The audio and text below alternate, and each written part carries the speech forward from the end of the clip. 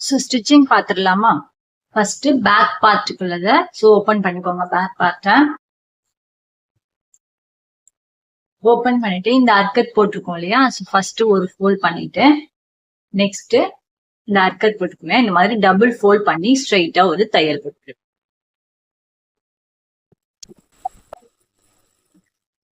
Next back dot பிடிக்கணும். Back dot பிடிக்கிறதுக்கு ஷோல்டரோட centre இருக்கு இல்லையா? இதையும் கீழே கரெக்டா இந்த சென்டரை இப்படி பிடிச்சுக்கோங்க. பிடிச்சிட்டு இப்போ அகலம் வந்து ஒரு உயரம் வந்து 4 இன்ச் இருக்கா மாதிரி அளந்துக்கோங்க. கரெக்டா ஒரு ட்ரையாங்கிள் மாதிரி தையல்.